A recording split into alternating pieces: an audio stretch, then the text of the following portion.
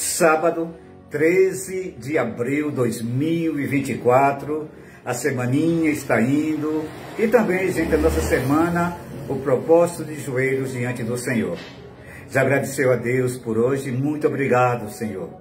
E a pergunta que eu faço é, já recebeu alguma resposta da parte de Deus durante o período dessa semana que você e eu estamos nos colocando em humilhação diante do Senhor? Se ainda não veio a resposta, o milagre, não desista, insista, persista, porque Deus, no tempo da humilhação, da nossa humilhação, Ele traz respostas maravilhosas e faz coisas tremendas e abundantes em nossas vidas. E, pessoal, hoje eu recebi um capítulo muito interessante que está lá no livro do profeta Jeremias. É exatamente a carta aos cativos que estão ali em Babilônia. E daqueles dias de tantas dificuldades, Deus levanta esse homem, então, para levar uma mensagem de ânimo, uma mensagem de esperança, uma mensagem de futuro. E qual basicamente é a mensagem, então, do profeta Jeremias ao povo? A mensagem é de que ali, aquele tempo, seria um tempo onde Deus estaria tratando com eles. Porque, afinal de contas, tanto tempo Deus tratou ali aquele povo com o lenitivo, Deus tratou com aquele bálsamo que vinha sobre a ferida, mas Deus percebeu que não deu certo. Então, de repente, né, Deus começou a usar um remédio amargo para, então, a ferida e a enfermidade ser tratada de uma vez por todas.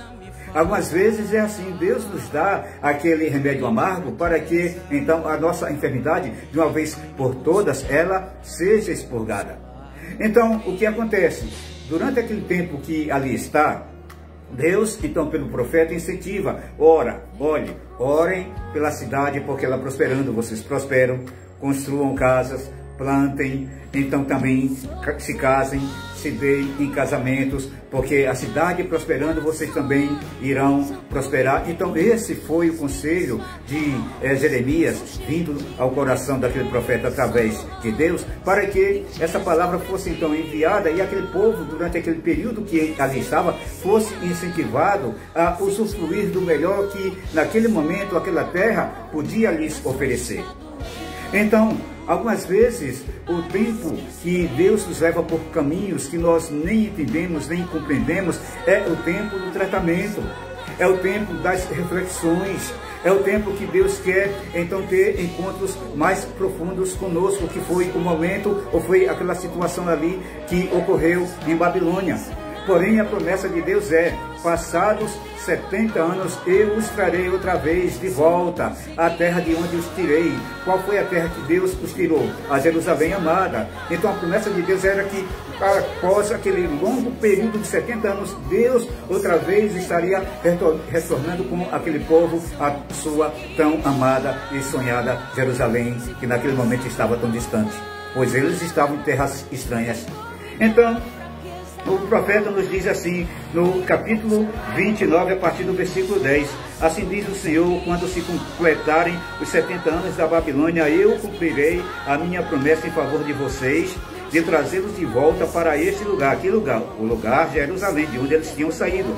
Porque sou eu que conheço os planos que tenho para vocês, diz o Senhor, planos de fazê-los prosperar e não de lhes causar dano, planos de lhes dar esperança e um futuro. Então vocês clamarão a mim, virão orar a mim e eu os ouvirei. Vocês me procurarão e me acharão quando me procurarem de todo o vosso coração. Eu me deixarei achar e serei encontrado por vocês, declara o Senhor, e os trarei de volta do cativeiro. Amém? Aí ele diz assim: eu o reunirei de todas as nações e de todos os lugares para onde eu os dispersei, e eu os trarei de volta para o lugar de onde os deportei, diz o Senhor.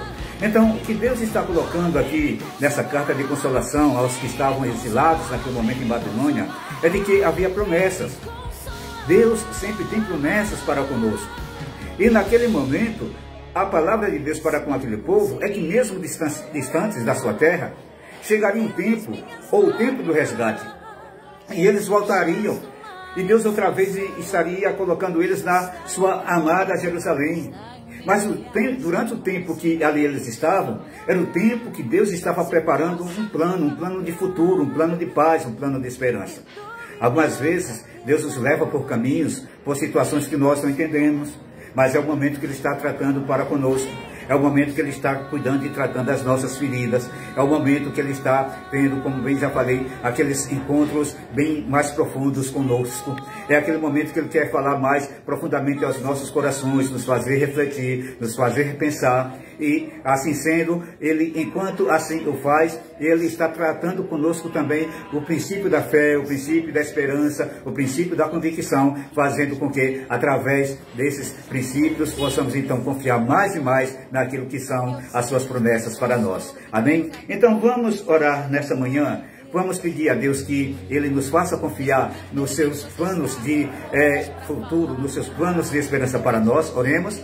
Pai, em nome do nosso Senhor Jesus Cristo, às vezes, Pai, diante de situações que nós não entendemos, nos desesperamos, às vezes, diante de situações que nós não compreendemos, ficamos chateados, mas, na verdade, Pai, esse é o momento que o Senhor está preparando coisas bem melhores, coisas bem mais abundantes para todos e para todas nós. Estamos encerrando, Pai, o nosso propósito de joelhos diante de Ti durante essa semana. Esperamos, ó Pai, ter respostas maravilhosas, cheio do trono da Tua graça para todos nós e para todas nós. Essa é a nossa oração, Pai, em nome de Jesus. Amém e amém. Então é isso, pessoal. Ótima semana, bom sábado, melhor dizendo, que Deus nos abençoe em nome de Jesus.